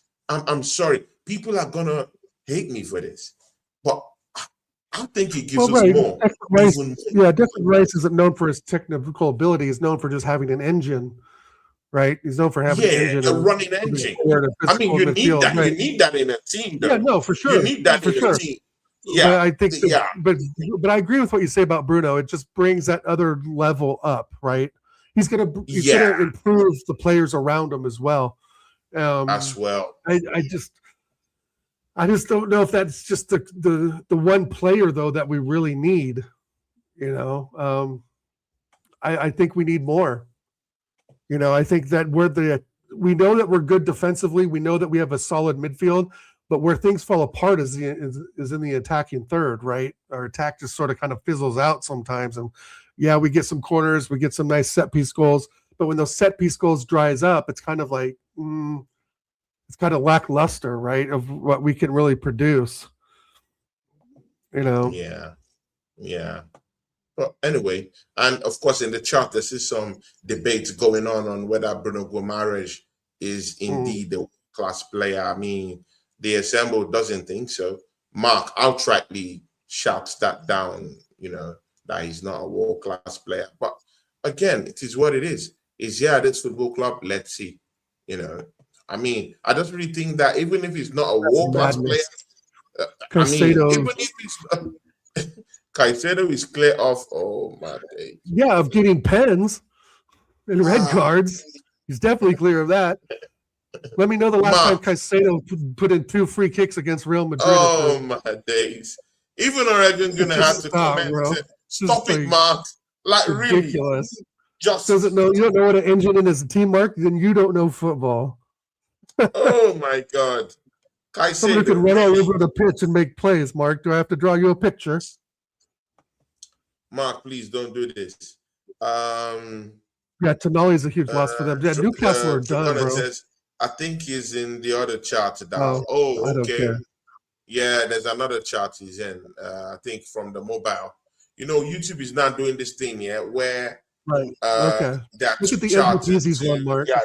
So yeah, there's no how. I don't think Mark watches much Arsenal. I think Mark just watches United and.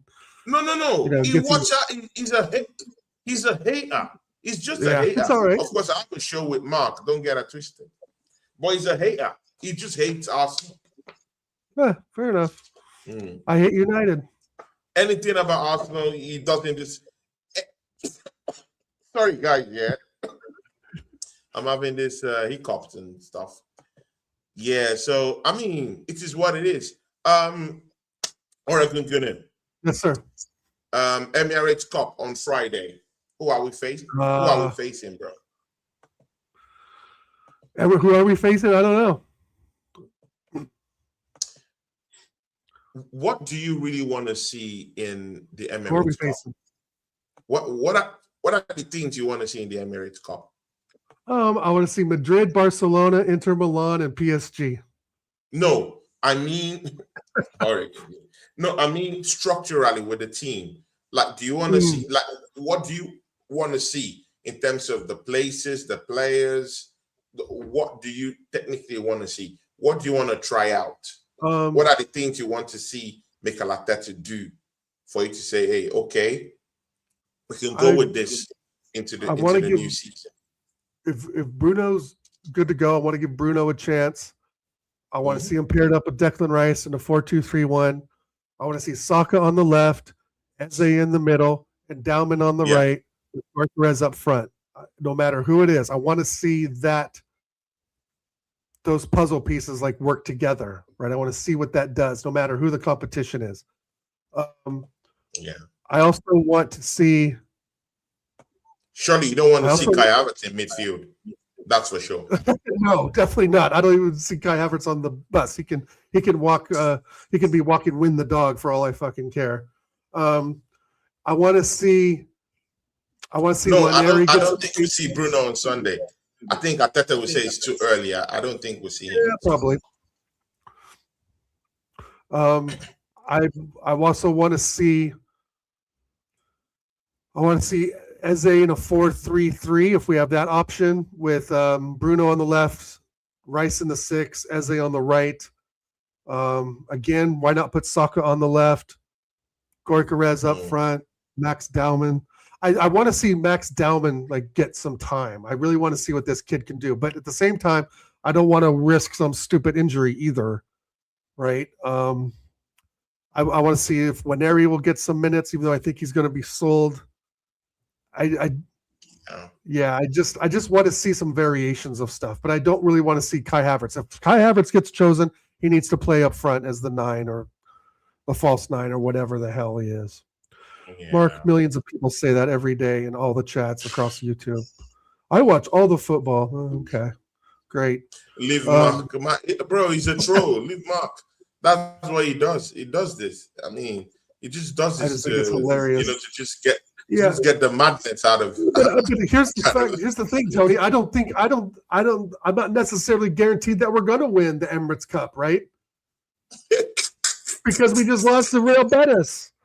Right? There's no guarantee we're going to win. There's no guarantee at this point in time we're going to win anything.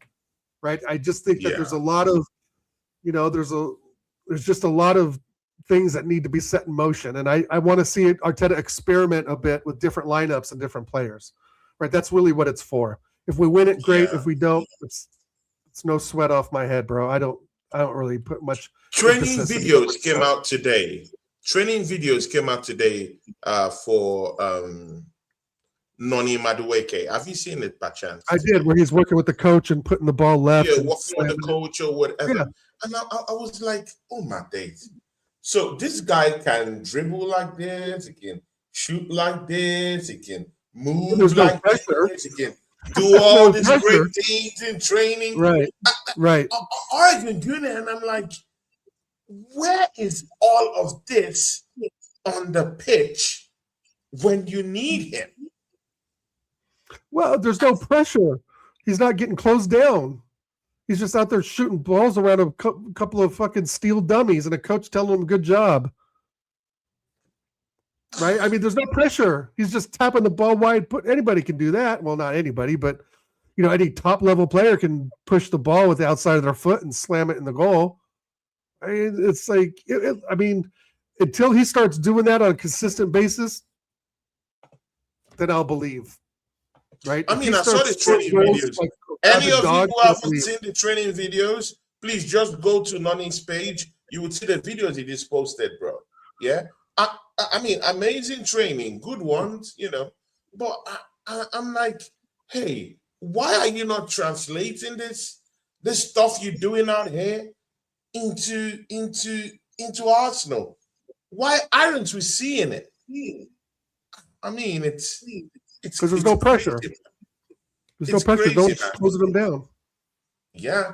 And Nani Madueke is one of those guys that reminds me, Oregon, before we go, who are the players this season that have something to prove as if it was their last season at Arsenal? Players with something to prove. Zubimendi, Moreno, Madueke, Max Dowman, Odegaard. Wait. Calm down. Zubimendi, yeah? Yeah. He has something to prove. Absolutely. He had a horrible second half of the season. Oh, really? I think so. Okay. I thought he had a good start of the season. Yeah, I mean, he had a bad. I mean, he was fatigued.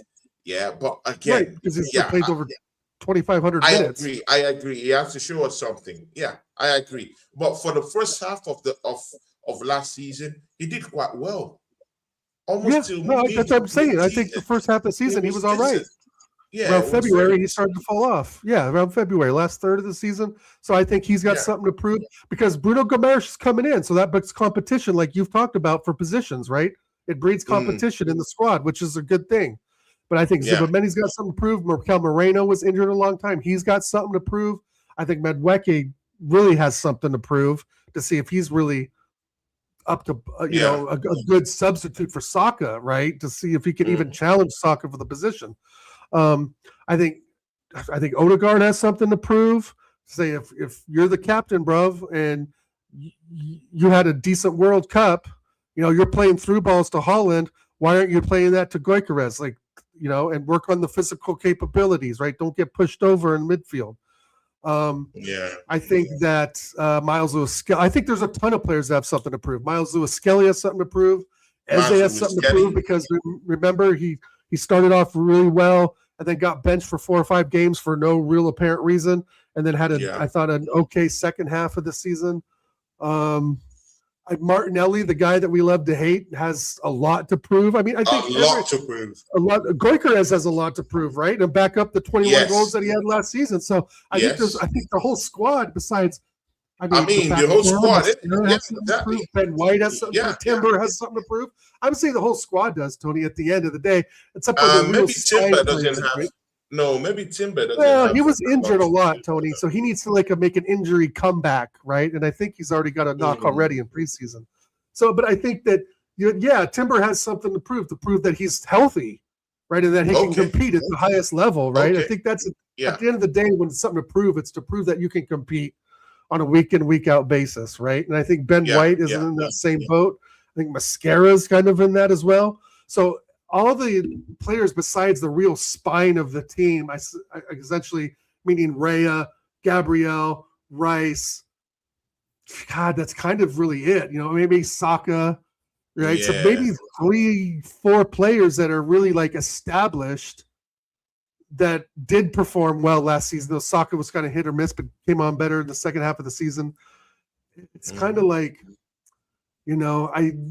we as a club have a lot to prove. We have to retain the title, which is going to be very difficult this season because I think that there's still a lot of improvements to be made at City, Liverpool.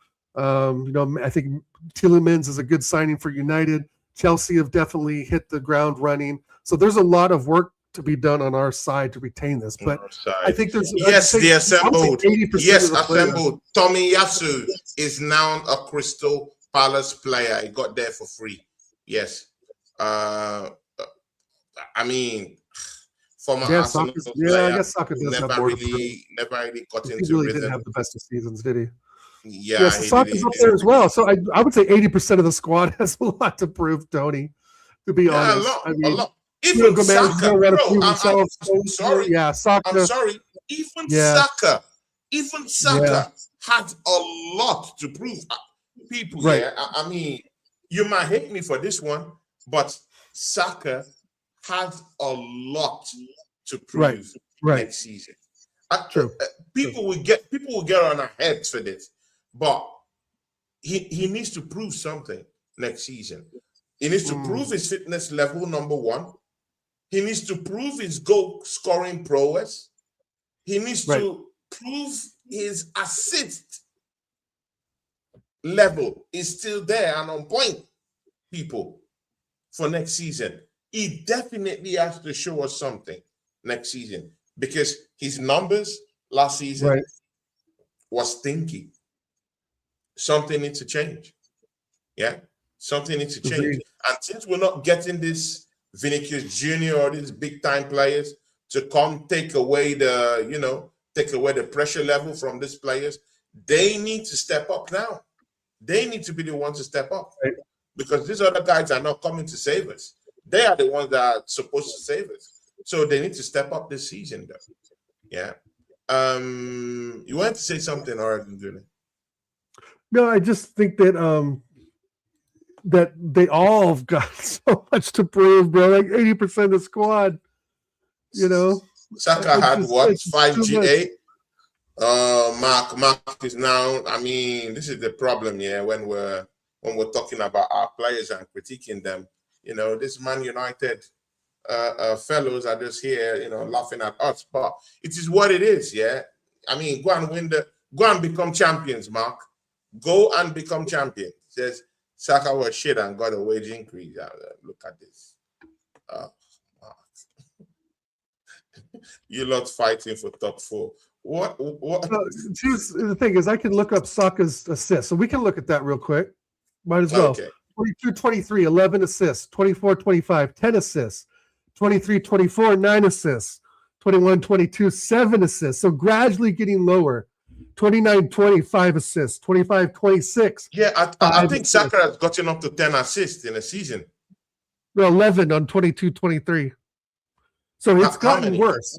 11, 10, 9, 7, 5, and 5. Yeah, he's gotten that. He's gotten up to more than 10 before. 22-21, 20-21, when he just really kind of started out with Arsenal, he had 3 assists. So, yeah, his best was 11 and 22-23. 11 and 10. I mean, yeah, that's not. I mean, we are where we are, innit? We are where we are. But, I mean, it is what it is.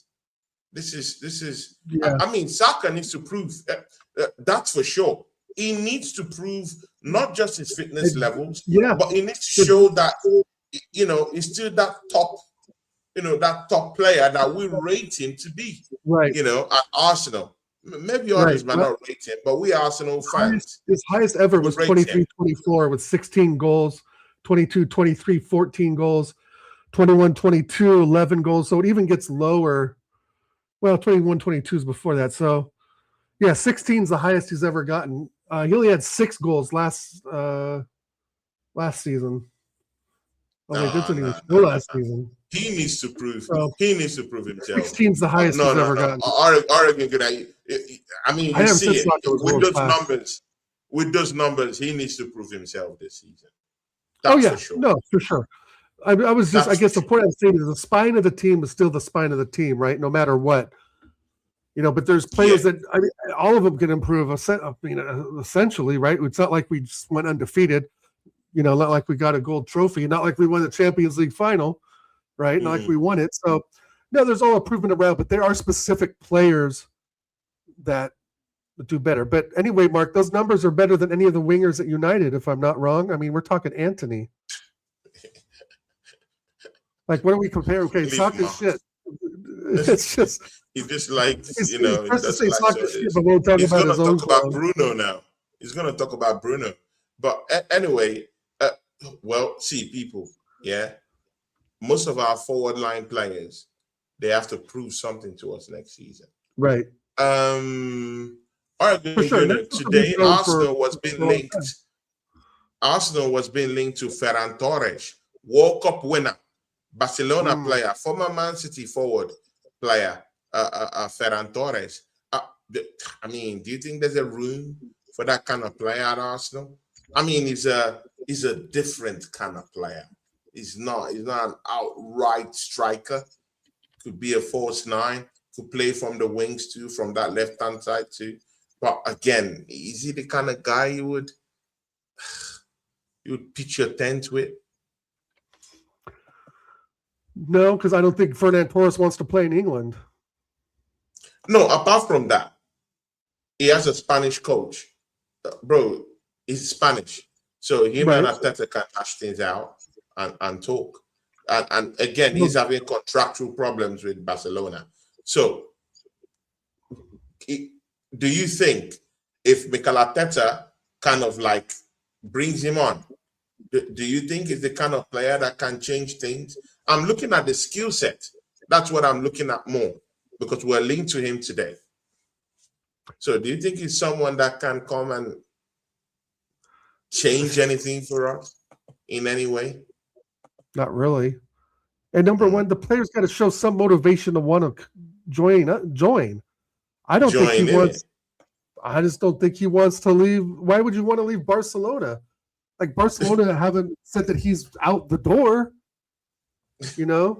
Or is yet another player that wants to use us to bump up his contract with Barcelona? I mean, Arsenal is one of the favorite teams to use to bump your contract. So, I don't have any. Right.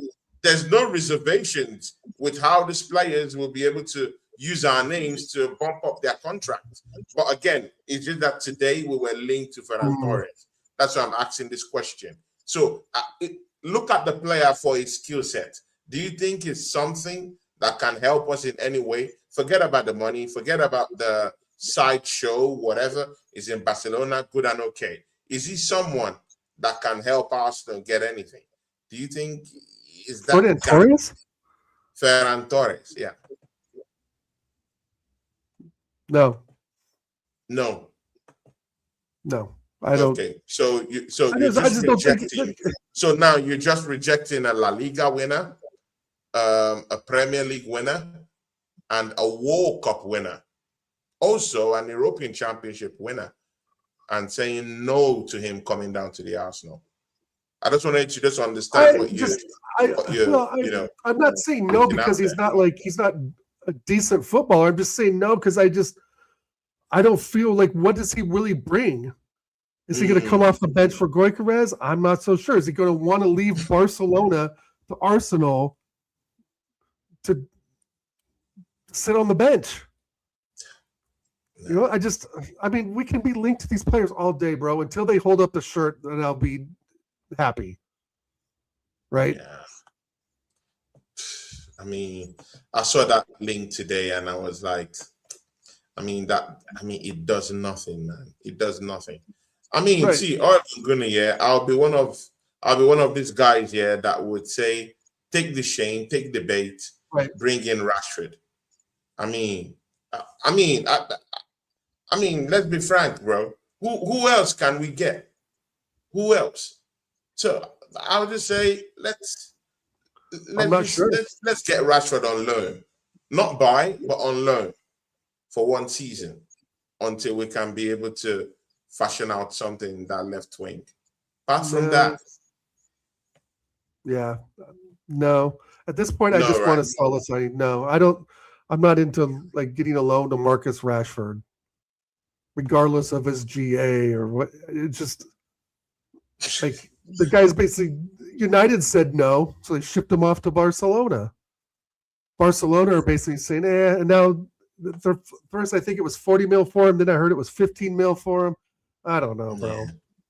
I don't know. I just know that I want the best of the best, and I just don't think we're really there yet. Yeah, You yeah, know, yeah. I mean, people, it is what it is. Man, Oregon, almost 2 hours sitting down here talking football, and it's all over. Oregon, what do you got coming up, my guy? Thanks for joining me for not the much show going today. on, man. Just hanging out this weekend. Got a lot of basketball stuff going on for the young man over here. Yeah, Gonna be chilling, man. Hanging out. chilling, hanging out. I mean, it is what it is. People, I'm sorry, today was a little bit of a sad, it's a sad show today because of what Yeah, has happened. I mean, Vinny turning us down, yeah, and us haggling over signings now, looking for who to replace that Vinicius Jr. Disappointment. I mean, it's disappointing, man. It takes your whole. I mean, we should be happy right now about the signing of Bruno Gomares, but I mean, it takes its toll, man. It takes its toll. Yeah, I right. mean, I'm sorry, guys, a sad one, but yeah, we like the signing of Bruno Gomares, but we people going into the season, we still know that we have a problem in our forward line, and it needs to be addressed. Because if it closes down right now, it means that we've not addressed our forward line. This is the truth. And everyone Right. knows that our forward line needs addressing. Everyone knows that. So it is what it is. So big up to my broski, Oregon Gunner. Thanks for joining today. Show as And always. thank you guys too. So if there's any matchup this weekend, we'll definitely do that. And catch you guys this weekend. Yeah. From me and Oregon Gunner, we are out. Out. Peace, people. Peace. Peace.